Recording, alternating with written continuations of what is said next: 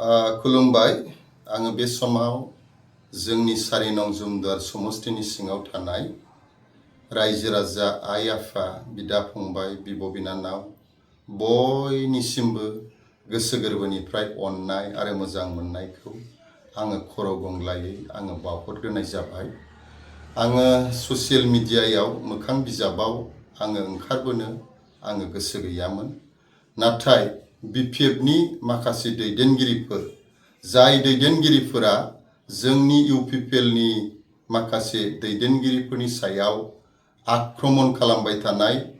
नंखायै मुं सुबाय थानाय, गाज्रि बरनाम होबाय थानाय बेखौ जोङो नुनो मोनदों। बेनिखायनो आङो दिनै फिननाय होनो होननानै आङो बे समाव ससियेल मिडियायाव ओंखारबोनाय जाबाय। आङो हल बिटिआरनि बाथ्राखौ आङो बुंनाय नङा। आङो खालि जोंनि जुमदुवार समस्तिनि सायाव माखासे बाथ्राफोरखौ आङो बुंगोन, आङो फिननाय होगोन बिपिएफनि बाथ्राफोरखौ आङो लानानै।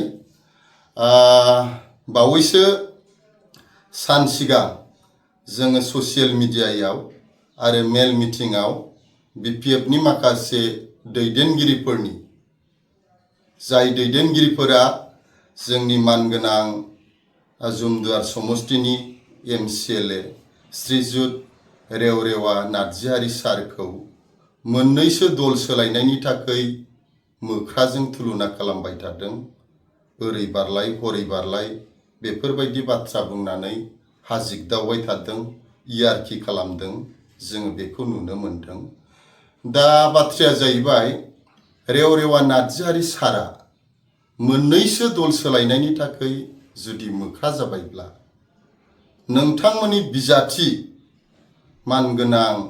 उइलियाम नार्जारीखौ नोंथांमोना मा बुंगोन? जों मिथिनायाव दिनैसिम बिदा गेदेर उइलियाम नार्जारीया खनब्रै बियो दल सोलायबाय। जुदि रेवरेवा नार्जारी सारा खननैसो दल सोलायनायनि थाखाय बियो मोख्रा जाबायब्ला निस्सय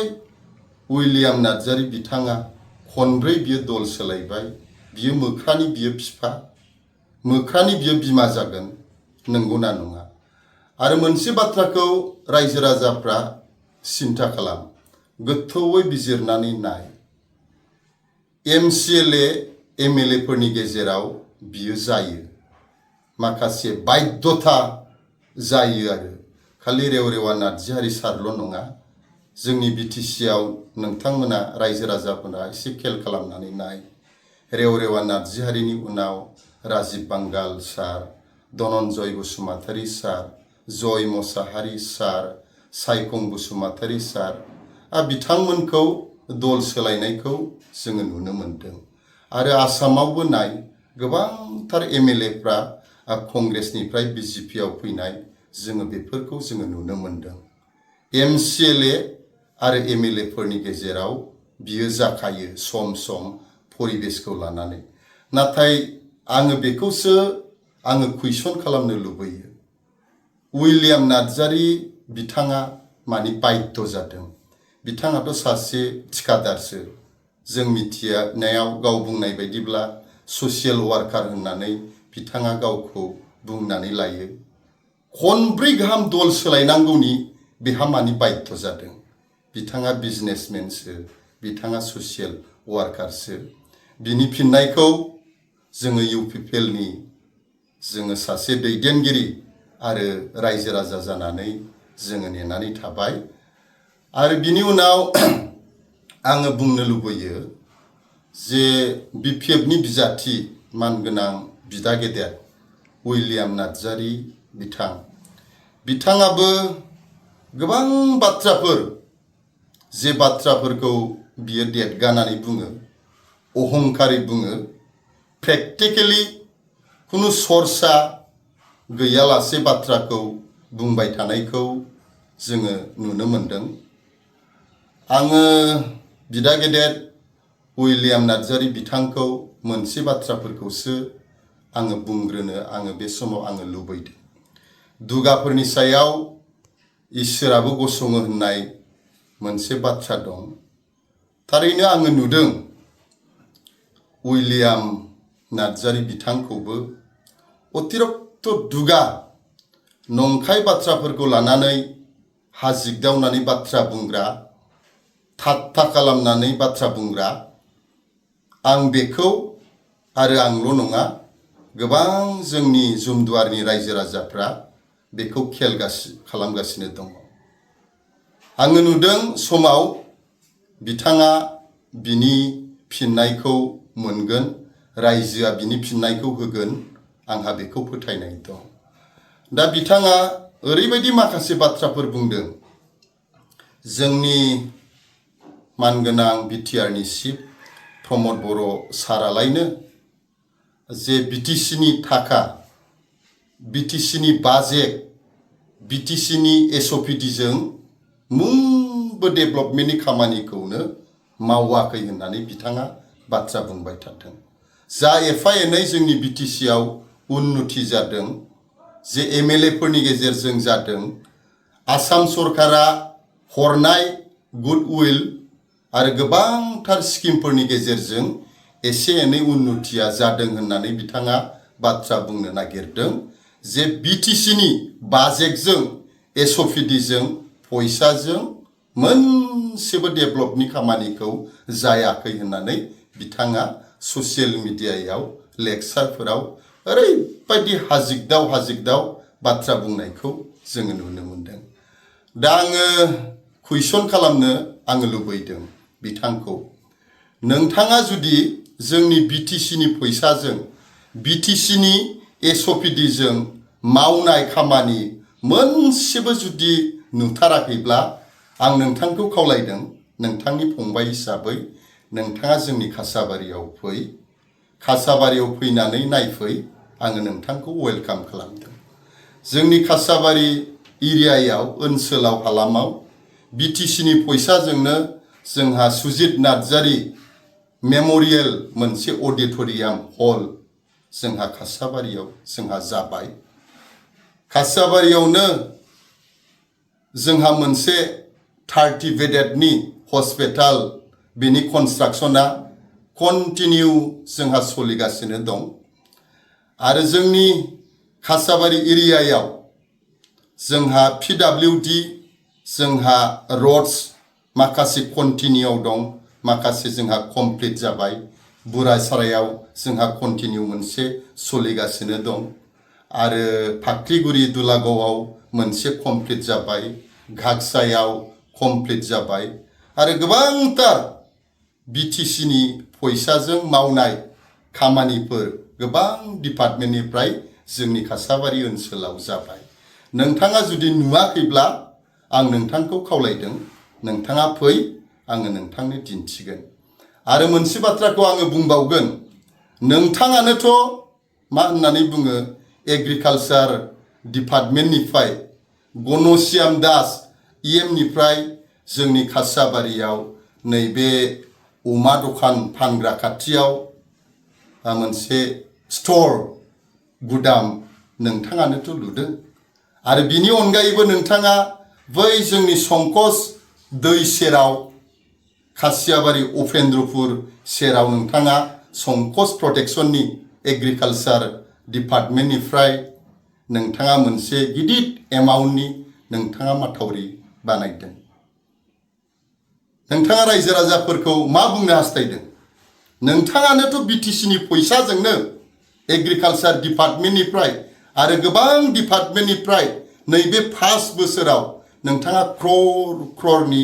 खामानि नोंथाङा मावबाय। नाथाय नोंथाङा दिनै दसे सम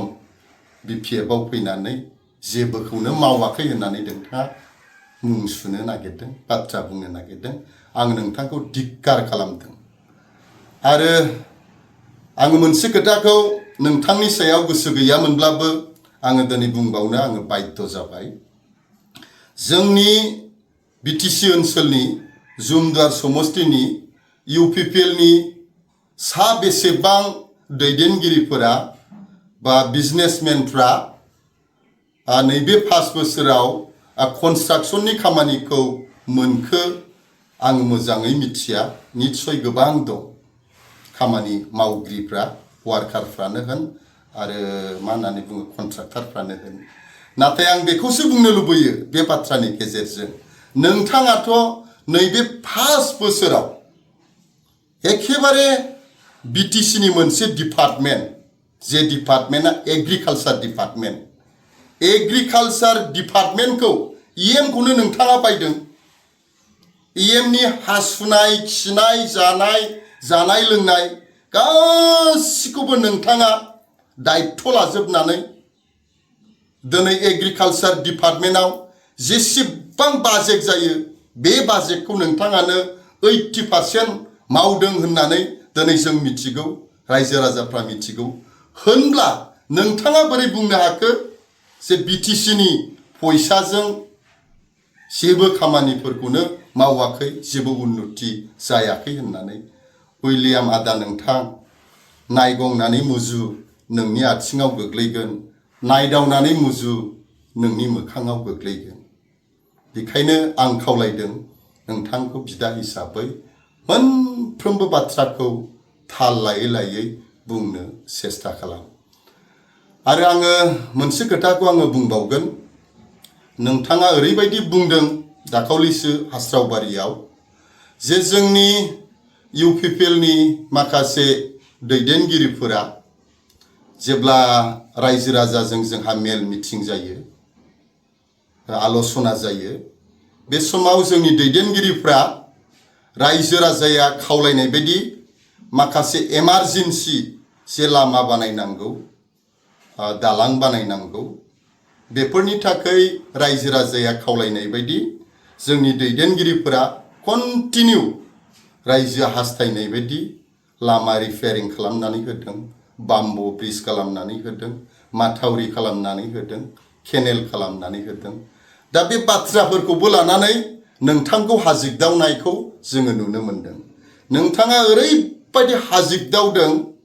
जे जेसेबां खामानि मावदों बे खामानिफ्रा एखे गासिबो स्किमनि खामानि जोबनो ओरैबायदि असैथो नंखाय बाथ्रा नोंथाङा बुंनो हायो आं आसरित मोनदों आं ओरैबायदि सानदों नैबे 20 बोसोराव नोंथाङा एसे कन्ट्राक्टर हिसाबै दिनै बिपिएफजों गाबोन बिजेपिजों थानानै गाबोन इउपिपिएलजों थानानै नैबे 20 बोसोराव बिटिसिनि फैसाजों नोङो गोबां इन्टारेस्ट खालामबाय फर्ति खालामबाय नोंथाङा जाबाय लोंबाय दा आं बेखौसो सानबाय थादों नोंथाङा ओरैबायदि बाथ्राफोर बुंदों जे स्किमखौ 50 लाखनि लाबोदों 50 लाखनि जायगायाव 50,000 खामानि मावदों होननानै नोंथाङा बुंदों 20 लाख स्किम लाबोदों 20 लाख स्किम लाबोनानै 20,000नि नोंथाङा खामानि मावदों होननानै बुंदों बाखि थाखाफोरखौ जाजोबदों होननानै नोंथाङा बुंदों आं दिनै ओरैबायदि अनुभब खालामदों स्टाडि खालामदों आङो हमदांदों निस्सय नोंथाङा बावैसो सान सिगां बा माखासे बोसोरनि सिगां आरो बारग'लांनाय समफोराव नोंथाङा एसे कन्ट्राक्टर हिसाबै निस्सय बेबायदि नोंथाङा खामानि मावथारोमोन जायनि थाखाय नोंथाङा बे बाथ्राखौ दिनै इजिलि बुंनो हादों नोंथाङा सर' गोनांखायसो उइलियाम आदा नोङो सर' गोनांखायसो बे बाथ्राखौ नोङो बुंनो हादों बाथ्राखौ खुगा दं होननानै जेरै गोसो एरै बुंनाया थिग नङा उइलियाम दादा एसे थाल लानानै बाथ्राफोरखौ बुंनो सेस्था खालाम आरो बिथाङा दिनैनि दिनाव ओरैबायदि माखासे बाथ्रा बुंनायखौ जोङो नुनो मोनो बिथाङालायनो गावनि देरहानाया एखेबारे रोखा खाथां जाखाबाय बर'फोरनि भटखौ गाव 70-75% मोनगोननो मैयाबो जेनेबा दावागुरि 2 आव थांनानै मिटिं खालामहैदों मुस्लिमनि भटखौ 70% मोनगोननो मथा मथि आदार्स भटखौनो गाव 70 एसटि भटखौबो 70-75% गाव मोनगोननो देबा बेबायदि मोननानै गावनि देरहानाया एखेबारे रोखा जाखाबाय खाथां जाखाबाय होननानै बिथाङा बुंदों दा बिथांनि अंक बायदिब्ला बिथाङा गैथाराब्लाबो 47,846 भटनि गेजेराव मथा मथि बिथाङा 26,000 27,000 भट मोननांगौ बिथांनि जे हिसाब होनाय रायजो राजाफोरनो जे हिसाब होनाय बिथाङा मा होननानै बुङो मास्टार डिग्रीखौ मेथ्सआव खालामदों नामा आङो बुंनो रोंला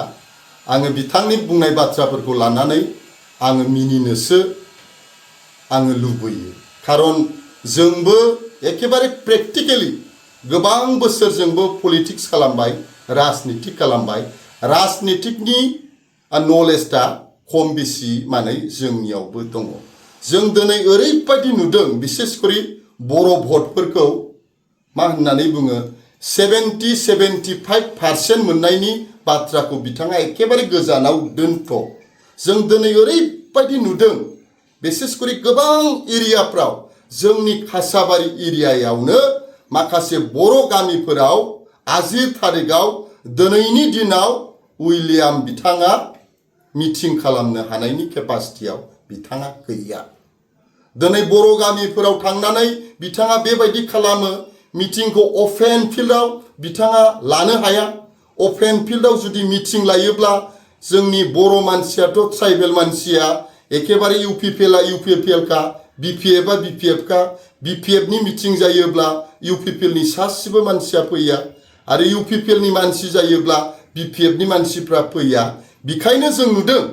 उइलियाम बिथांखौ आङो गासिबो गामिनि बाथ्राखौ आङो बुंनो थाङाखै माखासे गामिफोराव बिथाङा दिनैनि दिनाव मिटिं खालामनो हानायनि अबस्थायाव गैया बियो अपेन फिल्डआव बियो मिटिं लाया सोरनिबा न'आवसो बियो मिटिं लायो थेवब्लाबो बिथाङा बुंगासिनो दं आजिर तारिखआव बर'फोरनि भटखौ गावलायनो 70% 75% भटखौ मोनगोन थारैनो जोबोद दुखुनांथाव बिथांनि बुंनाय रावफोरा बिथांनि बाथ्रायाव गोजावनो नाङा रायजो राजाफोर एसे गोथौवै सिन्था खालामनानै नाय आरो माखासे कमिउनिटि जातिफोरनिखौ जोङो नुदों जोङो खेल खालामदों 2020आव जेब्ला बिपिएफनिफ्राय रेवरेवा नार्जिहारि सारा केन्डिडेटमोन बिसेसकरि राभाफोरनि बाथ्राखौ आं बुंनो नागिरदों ओरैबायदि राभा वार्कारफ्रा रेवरेवा सारजों लैहोर लैहोर ओंखारफानानै रेवरेवा सारनि खामानि मावनायखौ जोङो बै समाव जोङो नुनो मोनदों नाथाय दिनैनि दिनाव नायदो बिपिएफ हिसाबै उइलियाम दा हिसाबै खामानि मावग्रा राभा बिदा फंबायफोरखौनो जोङो दिनैनि गेजेराव जोङो नुवाखै दङब्लाबो खुब खम पारसेन्ट थिग गासिबो जातियानो दिनैनि दिनाव बेबायदि जानानै दं मुस्लिमाबो नोङो सानैसोल' दैदेनगिरिफोर दं नोङो हालिमुल बिथां दं आरो माखासे दं नाथाय बै समाव